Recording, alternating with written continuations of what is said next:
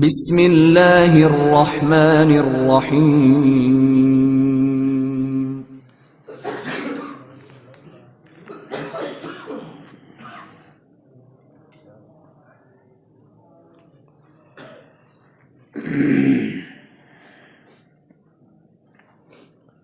بسم اللہ الرحمن الرحیم.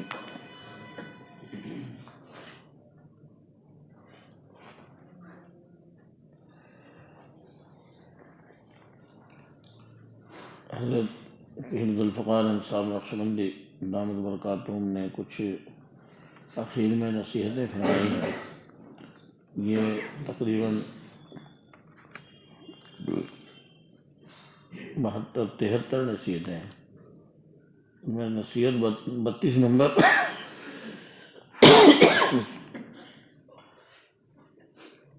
حضرت نے فرمایا، کھانے پینے کی ہر چیز کے استعمال کے وقت اپنے دلوں کو اللہ کی طرف متوجہ رکھیں. کھانے پینے کی ہر چیز کو کھاتے وقت اپنے دلوں کو اللہ کی طرف متوجہ رکھا کریں، اور اپنے دوستوں کو بھی اس کا حکم کریں. ان کو بتائیں کہ کھانے کے وقت در حقیقت ہم اللہ کے دسترخوان پر بیٹھے ہوتے ہیں، اور وہ ہم کو اور ہماری قناعت یا حرص کو دیکھ رہے ہیں، ہماری اس حالت کو بھی دیکھ رہے ہیں کہ اس کی نعمتوں کا اعتراف کرتے ہیں یا منعم حقیقی سے غافل ہیں. لہذا ان کو جانوروں کی طرح غفلت سے کھانے پینے سے روکنا چاہیے. خانقاہ کے ذمہ دار کو چاہیے کہ وہ درویشوں کو اس بات پر متنبہ کرتے رہا کریں کہ اسی طرح بچوں کی ماں کو بھی سمجھانا چاہیے کہ وہ ہمیشہ اپنی لڑکیوں اور ملازموں کو جس وقت بھی وہ کھانے کی طرف ہاتھ بڑھائیں اس پر تنبیہ کریں، تاکہ ان کو غفلت سے کھانے کی عادت نہ پڑ جائے. اس لیے کہ کھانا مستقل عبادت ہے. حضرت بھوپال کے بزرگ تھے، وہ ایک مرتبہ سہارنپور آئے. حضرت شیخ مولانا زکریا صاحب رحمۃ اللہ علیہ کے دسترخوان پر انہوں نے کھانا کھایا. پھر جا کے بتلایا کہ یہ بات کہ کھانا بھی عبادت ہے، یہ حضرت شیخ کے دسترخوان پر جا کر سمجھ میں آئی. شاہ یعقوب صاحب مجددی رحمۃ اللہ علیہ، پھر انہوں نے ملفوظات میں ہے باقاعدہ ان کے. تو کھانا بھی مستقل عبادت ہے اور نکاح بھی عبادت ہے. ہم نے نکاح کو بھی ایسے ہی ہوا میں اڑا دیا، پتہ ہی نہیں چلتا کہ یہ بھی کوئی عبادت ہو رہی. وہ تو اتنی خرافات کا مجموعہ ہے کہ ساری خرافات نکاح میں آگے جمع ہو گئی. کون سی خرافات ایسی ہیں کہ جو نکاح میں نہیں ہو رہی ہیں، نکاح کے موقع پر نہیں ہو رہی ہیں. تو سنن شریعہ کو سستی اور کاہلی سے کبھی ترک نہ کریں. سنن شریعہ کو سستی اور کاہلی سے کبھی نہ چھوڑیں، اور یوں کہیں کہ سنتوں کا معاملہ تو آسان ہے، ان کے چھوڑنے سے کوئی گناہ تو نہیں ہے. جیسا کہ آج کل کے بے باک لوگوں کی حالت ہے. مثلا جمعے کے دن غسل کرنا، خوشبو لگانا اور مسجد جانے کے لیے زینت کرنا، بائیں پاؤں کو جوتے میں سے پہلے نکالنا اور مسجد میں جاتے ہوئے دائیں پاؤں کو پہلے اندر رکھنا وغیرہ جیسے اعمال میں سستی نہ کریں. ہر سنت کے بدلے جنت میں ایک درجہ ہے جن کو بغیر اس شخص کو جو اس سنت پر عمل کرتا ہو اور کوئی نہیں پا سکتا. تو جنت کا درجہ مل جانا کوئی معمولی بات نہیں ہے. کسی سنت کو یہ کہہ کے چھوڑ دینا کہ ساتھ سنت ہی تو ہے. حدیث پاک میں ہے کہ مومن کبھی سیر نہیں ہوتا. اپنے دوستوں کو ضرورت سے زیادہ نہ سونے دیا کریں، کیونکہ جو شخص ضرورت سے زیادہ سوئے گا وہ قیامت کے دن قلت اعمال کی وجہ سے مفلسوں کی طرح خالی ہاتھ آئے گا. اس لیے کہ نیند موت کی بہن ہے، اس میں نہ دنیا کا کوئی کام ہوتا ہے نہ آخرت کا. اور ہر شخص کے بدن کی صحت کے لیے نیند کا ایک خاص معیار ہے جس کو انصاف کے ساتھ ہر شخص جان سکتا ہے، بشرطے کہ وہ اپنے نفس کو دھوکہ نہ دے. حضرت جنید بغدادی رحمۃ اللہ علیہ کا ارشاد ہے کہ درویشوں کو سونا ضرورت کو سونا ہے، اور بقدر ضرورت سونا معاف ہے، کیونکہ یہ انعامات میں سے ہے جو حق تعالیٰ نے اپنے بندوں کو بطور صدقہ عطا فرمائے ہیں. اور ان سے منتفع ہونے کی اجازت بھی دی ہے۔ اور سب سے بدتر سونا وہ سونا ہے جو اخیر شب میں اور صبح کے بعد اور عصر کے بعد ہو۔ اس لیے اخیر شب میں یا صبح کے بعد اور عصر کے بعد سونا اس کو بتایا کہ بدترین سونا ہے۔ بے وضو کبھی نہ سوئیں، چاہے دن ہو یا رات۔ جب سوئیں تو ہمیشہ وضو کریں یا کم از کم تیمم کر لیا کریں، مبادا کہ ہماری روح ناپاکی کی حالت میں نہ قبض کر لی جائے۔ بغیر باطنی طہارت کے نہ سویا کریں۔ باطنی ناپاکی سے مراد دل کی ناپاکی اور گندگی ہے، مثلا حسد، بغض، کینہ یا مکر و فریب، تکبر وغیرہ کے جذبات دل میں موجود ہوں۔ لہذا سونے سے پہلے توبہ و استغفار اور دل کو ان تمام عوارض سے پاک کر لینا چاہیے۔ رات کے آخری پہر میں کبھی نہ سویا کریں، اور جمعے کی رات، شعبان کی 15ویں رات اور شب قدر کی راتوں میں تو بالکل نہ سویا کریں، مگر نیند کا غلبہ ہو تو تھوڑی دیر آرام کر لیں۔ اسی طرح اور جو راتیں فضیلت والی ہیں ان میں بھی تمام رات نہ سویا کریں، کیونکہ ان راتوں میں اللہ تعالیٰ شانہ کا تجلی فرمانا احادیث سے ثابت ہے۔ اللہ تعالیٰ ہر رات آخری پہر میں تجلی فرماتے ہیں، اور جمعے کی رات میں رات شروع ہونے سے صبح کی نماز ختم ہونے تک تجلی فرماتے ہیں۔ فقراء کو ان اوقات میں سویا رہنا بہت ہی ناصبہ ہے، کیونکہ یہ دربار شاہی کے اوقات ہیں۔ جو فقیر ان اوقات میں سویا رہا پھر بعد میں کچھ اللہ سے مانگا، وہ شخص کی طرح ہے جو دیر کر کے ایسے وقت دربار شاہی میں آیا جب دربار برخاست ہو چکا تھا۔ اب تو خدام شاہی یہی کہیں گے کہ دربار برخاست ہو چکا ہے، اب دوسرے وقت آنا۔ بس اے عزیز، دربار شاہی کے وقت ضرور حاضر رہا کرو، تمہاری تمام ضرورتیں اور حاجات پوری ہوتی رہیں گی، اور دل تمام افکار دنیا سے راحت و چین میں رہے گا۔ یہ تجربہ ہے کہ تہجد کی پابندی کرنے والا دن بھر بشاش رہتا ہے، دل کو ایک خاص سرور نصیب ہوتا ہے۔ اور کیوں نہ ہو، جب کسی کو گورنر کے دربار میں تھوڑی دیر کے لیے رسائی ہو جاتی ہے اور حاکم اس سے دو چار باتیں کر لیتا ہے تو اس شخص کی خوشی کی کچھ انتہا نہیں رہتی۔ تو جو شخص دربار حقیقی میں پہنچ جائے اور احکم الحاکمین کے ساتھ نماز میں ہم کلام ہوں، اس کی خوشی اور بشاشت کا کیا پوچھنا، بخلاف اس شخص کے کہ جو ان اوقات میں سوتا رہے کہ وہ صبح کے وقت سست اور خبیث النفس ہو کر اٹھتا ہے، اور اس کی ساری ضروریات اور حاجات معطل اور بند پڑی رہتی ہیں۔ پھر جب تمہیں ان مبارک اوقات اور معزز درباروں تک رسائی کی توفیق ہو جائے تو مناسب یہ ہے کہ اپنی حاجات کے ساتھ امور متعلقہ آخرت اور مسلمانوں کے عالمی مصالح کے لیے بھی درخواست کیا کرو۔ سید ابراہیم مقبولی رحمۃ اللہ علیہ فرمایا کرتے تھے کہ جب تمہارے میں سے کسی کو حق تعالیٰ کا کچھ قرب نصیب ہو جائے تو اس کو اپنے زمانے کے تمام مسلمانوں کے لیے سفارش کرنا چاہیے۔ جس شخص کا علم نفس ہی میں رکھا ہو اس سے تہذیب اخلاق کی امید نہ رکھیں۔ جس شخص کا علم اس کے نفس ہی میں رکھا ہو اس سے مجاہدہ اور تہذیب اخلاق کا مطالبہ نہ کریں، کیونکہ اس حالت میں وہ اس پر قادر نہیں ہو سکتا۔ ہمیں یہ چاہیے کہ چپ کے اخلاق صالحہ اس کے اندر پہنچائیں، یہاں تک کہ علم کا اثر اس کے لطیف قلب، روح یا سر تک پہنچ جائے۔ جب ان میں سے کسی ایک میں بھی علم کا اثر پہنچ جائے گا تو پھر اس سے اخلاق حسنہ خود بخود ظاہر ہونے لگیں گے۔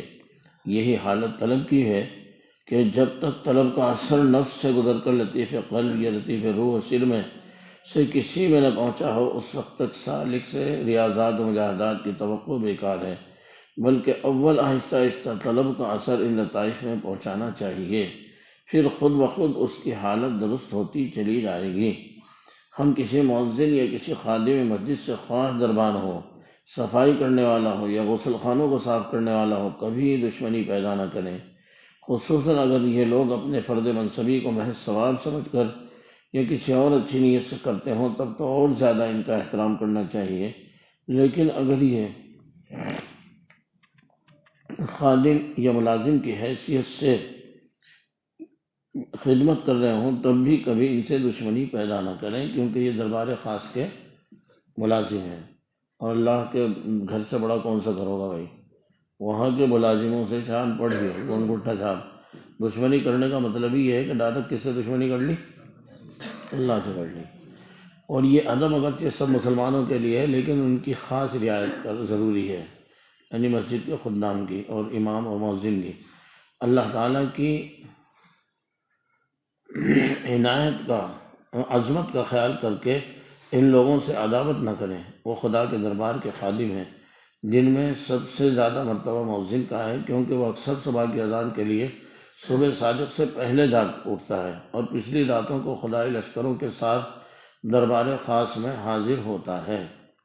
جب تک اپنے نفس کے باریک باریک دھوکوں کی مبالغہ کے ساتھ تفتیش نہ کر لیں، اس وقت تک کسی مسلمان سے قطع تعلق اور بول چال بند کرنے میں جلدی نہ کریں، کیونکہ اکثر ایسا ہوتا ہے کہ قطع تعلقی تو خواہش نفس کی وجہ سے ہوتی ہے، اور نفس یہ سمجھاتا ہے کہ میں تو اللہ کے واسطے قطع تعلق کرتا ہوں، اور اس پر بہت سے دلائل بھی باندھ دیتا ہے۔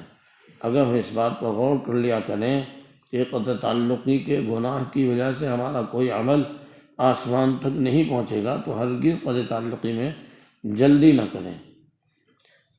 جو شخص بھی ہمارا مخالف ہو اور ہماری بدخواہی میں لگا رہتا ہو، ہمیں چاہیے کہ ہم اس کی خیر خواہی اور احسان و سلوک کا معاملہ کرتے رہیں۔ ہمیں حق تعالیٰ کے ساتھ اس کے بندوں کے بارے میں ویسا ہی معاملہ کرنا چاہیے جیسا کہ وہ ہمارے ساتھ کر رہے ہیں۔ جیسے ہم دن رات اللہ کی نافرمانیاں کر رہے ہیں، لیکن اس کے باوجود اللہ تعالیٰ کے الطاف و احسانات منقطع نہیں ہوتے، ایسا ہی معاملہ ہمیں اس کے مخلوق سے کرنا چاہیے۔ اس سے یہ معلوم ہوا کہ ہر وہ شخص جو اللہ کی طرف بلانے والا ہو، اس پر یہ بات واجب ہے کہ ادب اور تمیز سے باہر ہونے والوں کا علاج نرمی اور حکمت سے کرے، ان سے سلوک و احسان سے پیش آتا رہے، کیونکہ وہ راعی ہے اور ہر راعی سے اس کی رعیت کے بارے میں سوال ہوگا۔ علامہ عبد الوہاب شعرانی رحمۃ اللہ علیہ فرماتے ہیں کہ ایک مرتبہ مجھے ان ذاکرین سے نفرت ہو گئی جو میرے پاس رہتے تھے، اور میں نے ان کو چھوڑ دینے کا ارادہ کیا، تو اسی رات مجھے سید علی خواص رحمۃ اللہ علیہ کی زیارت ہوئی۔ دیکھا کہ مجھے فرما رہے ہیں کہ تم کو رسول اللہ صلی اللہ علیہ وسلم حکم فرماتے ہیں کہ اپنے لوگوں کی صحبت پر اللہ تعالیٰ کی رضامندی کے لیے صبر کرتے رہو اور اچھی نصیحت سے ہر وقت ان کی خبرگیری کرتے رہو۔ اس شخص کی طرح نہ بنو جس کی بکریاں دشوار گزار زمین میں منتشر ہو گئیں اور غصے میں ان کو جنگل میں بھیڑیے کے واسطے چھوڑ آیا تاکہ وہ ان کو پھاڑ کھائے۔ جب کوئی ظالم ہمارے اوپر ظلم کرے تو اپنے آپ کو اس کا بالکل یا اس سے بھی زیادہ کا مستحق سمجھیں جو اس شخص آگ میں جلانے کے قابل ہو، پھر ذرا سی راکھ اس پر ڈال کر اس سے صلح کر لی جائے، تو یہ تو اس کے خوش ہونے کا مقام ہے کہ بڑی بلا سے نجات ملی اور تھوڑی سی ہی بات پر ٹل گئی۔ یعنی کوئی اگر ظلم کرے تو اس کے ظلم سے بھی اپنے آپ کو زیادہ کا مستحق سمجھا کہ اتنے بیچارے، یعنی ایک بزرگ چلے جا رہے تھے، ان کے اوپر کسی نے راکھ ڈال دی اور وہ آگے جھاڑ کر کے راکھ، اللہ کا شکر ہے، اللہ آپ کا بڑا کرم، اسے راکھ ہی ڈال دی، میں تو اس قابل تھا کہ میرے اوپر انگارے ڈالے جاتے۔ اور یہ انہوں نے کہا اللہ تعالیٰ مخلوق کے سامنے ہمارے عیوب کو ظاہر کر دیں تو ہم اللہ تعالیٰ کا شکر بجا لائیں۔ جب اللہ تعالیٰ مخلوق کے سامنے ہمارے عیوب ظاہر کر دیں تو حق تعالیٰ کا شکر بجا لائیں، اور جب وہ ہم کو اپنے بندوں میں رسوا کریں تو یہ سمجھ کر اللہ تعالیٰ سے راضی رہیں کہ اس نے ہمارے ساتھ یہ برتاؤ کسی حکمت کا معاملہ ہی کی وجہ سے کیا ہے جس پر ہم جیسوں کی نظر نہیں پہنچ سکتی۔ بس ہم کو اس معاملے میں خدا تعالیٰ کی تقلید کرنی چاہیے اور یہ کہنا چاہیے کہ خدا کا شکر ہے کہ اس نے مخلوق پر ہمارے عیبوں کو اس لیے ظاہر کر دیا کہ وہ ہم کو ان سے مطلع کر دیں تاکہ ہم ان سے باز رہیں اور آئندہ ہمیشہ ان سے بچتے رہیں، کیونکہ انسان کی حالت یہ ہے کہ جب کسی عیب کے ساتھ لوگوں میں اس کی برائی ہونے لگتی ہے تو اپنے ظاہر و باطن کو اس سے بچا لیتا ہے۔ پھر اس صورت میں دوسروں کو ملامت ہرگز نہیں کرنی چاہیے، کیونکہ حقیقت میں ملامت کے قابل ہم ہی ہیں کہ ہم نے خدا تعالیٰ سے غافل ہو کر ایسے افعال کا ارتکاب کیا جو کہ بدنامی اور پردہ کا سبب بن گئے، اور ہم اللہ تعالیٰ کی یاد کی نگہداشت رکھتے اور اس سے پوری طرح شرماتے تو ہرگز تنہائی میں کوئی گناہ نہ کرتے۔ پھر جب ہم اس بات سے نہ رکے کہ اللہ تعالیٰ ہمارے افعال کو جانتے ہیں تو اس نے مخلوق کو ہمارے حال کی خبر کر دی کہ ان عیبوں سے ہم باز آ جائیں، اور اس میں من جانب اللہ ہمارے لیے بہت بڑی دھمکی ہے کہ ہمیں مخلوق کی تو پرواہ ہے اور خدا تعالیٰ کے مطلع ہونے کی ذرا بھی پرواہ نہیں رہی۔ اللہ تعالیٰ ان نصیحتوں پر ہمیں عمل کرنے اور ان کو سمجھنے کی توفیق اور سعادت نصیب فرمائے۔ آئندہ انشاءاللہ یہ مجلس مغرب کے بعد ہی کر لیا کریں۔ کیوں حضرت کیا رہے مجلس مغرب کے بعد؟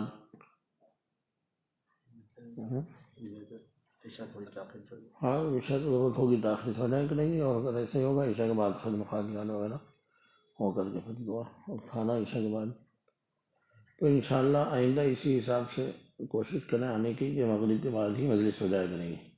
شروع میں ختم خواجگان ہو جایا کرے گا، پھر تعلیم اور تھوڑی سی بات اگر تربیتی ہونی ہے تو ہو جایا کرے گی، پھر مراقبہ وغیرہ. اب ہم تھوڑی دیر مراقبہ کر کے پہلے توبہ کے کلمات کہہ لیں، تھوڑی دیر مراقبہ کر کے پھر دعا کریں گے. پڑھیں بسم اللہ الرحمن الرحیم. لا الہ الا اللہ محمد رسول اللہ آمنت باللہ وملائکتہ وکتبہ ورسلہ والیوم الآخر والقدر خیرہ وشرہ من اللہ تعالی والبعث بعد الموت استغفر اللہ ربی من کل ذنب واتوب الیہ. توبہ کی ہم نے ہر گناہ سے جو جان کر ہوا ہو یا انجانے میں ہو گیا ہو. یا اللہ ہماری توبہ قبول فرما. عہد کیا ہم نے آئندہ جان بوجھ کر کوئی گناہ نہیں کریں گے، اور اگر کوئی گناہ ہو گیا تو بہت جلد توبہ کر کے یا اللہ آپ کو منا لیں گے. یا اللہ ہماری توبہ قبول فرما. ہمیں توبہ پر استقامت اور جماع عطا فرما. وعظ کی ہم نے بزرگوں کے واسطے سے اللہ کے پیارے رسول حضرت محمد مصطفیٰ صلی اللہ علیہ وسلم کے مبارک ہاتھوں پر. یا اللہ ہماری توبہ قبول فرما. یا اللہ ہماری بیعت قبول فرما. مجھے الفاظ کو کہنے سے ہم توبہ طائب ہو گئے ہیں، اور چند باتوں کا خیال رکھیں. ایک تو سنت کا اہتمام، لباس پہنے تو کرتا پاجامہ جوتا موزہ جو بھی پہنے پہلے داہنے میں پہن لیں پھر بائیں میں. اتاریں تو بائیں سے اتاریں. کنگھا کریں تو پہلے داہنی جانب کر لیں، سر میں یا داڑھی میں پھر بائیں جانب کریں. اور گھر میں بھی داخل ہوں تو دانے قدم سے سلام کر کے مسکراتے ہوئے داخل ہوں. نکلیں تو بائیں سے نکلیں.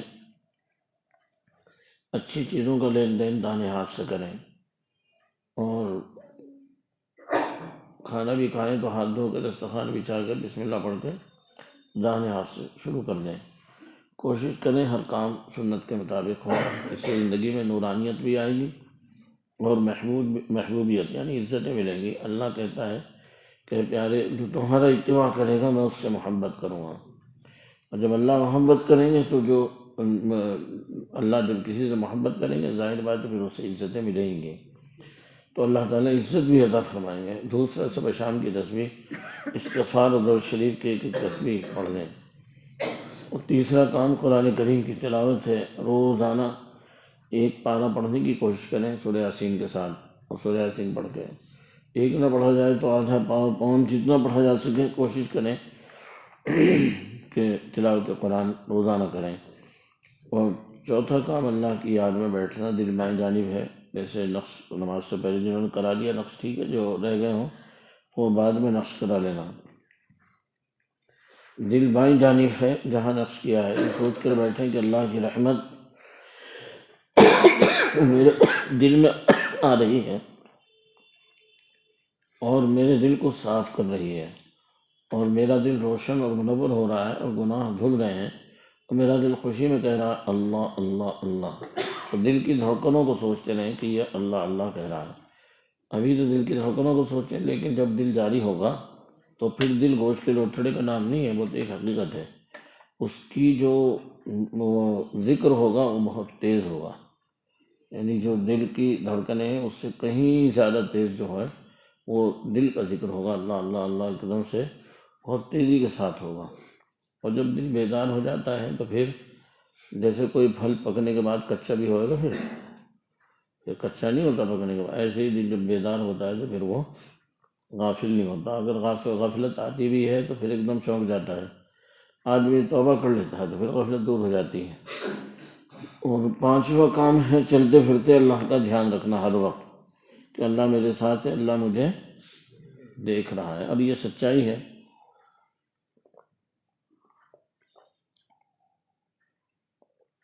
اللہ ہر وقت ساتھ ہے اور ہر وقت دیکھ بھی رہا ہے. قرآن میں بھی اس نے فرمایا. اور اگر غفلت ہو معاملات میں، ان چیزوں میں، تو اس کا پھر ایک چھٹا نمبر ہے، وہ ہے رابطہ. رابطے کا مطلب ہے کہ اپنے فون سے اپنی کیفیت بتا دی. کیفیت بتانے سے یہ ہوتا ہے کہ اللہ تعالیٰ اس بندے کی طلب دیکھتے ہیں. اور فیضان تو وہاں سے جاری ہونا ہے، لیکن ہم ڈائریکٹ تو وہاں نہیں پہنچا سکتے. اور اسی کنیکشن کو تو شیطان سستی کر کے کاٹنا چاہ رہا ہے. تو اس کنیکشن کو جوڑنے کے لیے ہم شیخ سے ہی رابطہ کر لیں اور کہیں کہ صاحب یہ کوتاہی ہو رہی ہے. تو شیخ زیادہ سے زیادہ دعا کر سکتا ہے، اس کے بعد کچھ نہیں. لیکن توفیق کہاں سے ملے گی؟ اللہ طلب دیکھ لیں گے تو پھر طلب کے اوپر وہاں سے توفیق جاری فرما دیں گے. اس لیے کہا رابطے سے 95% ترقی ہوتی ہے روحانی. معمولات سے 5% اور رابطے سے 95% روحانی ترقی ہوتی ہے. یہ تو بزرگوں کی بتلائی ہوئی، بزرگوں کی تیروی کی بات ہے. یہ چند کام ہیں، انہیں کریں گے تو انشاءاللہ زندگی میں بہت آسانی سے انقلاب آ جائے گا اور محسوس بھی نہیں ہونے کا. اللہ تعالیٰ قبول فرما لیں اور ہم سب کو اللہ اپنی محبت، اپنی رضا والی زندگی نصیب فرما دیں. تھوڑی دیر مراقبہ کر لیں، اس کے بعد پھر دعا کریں گے.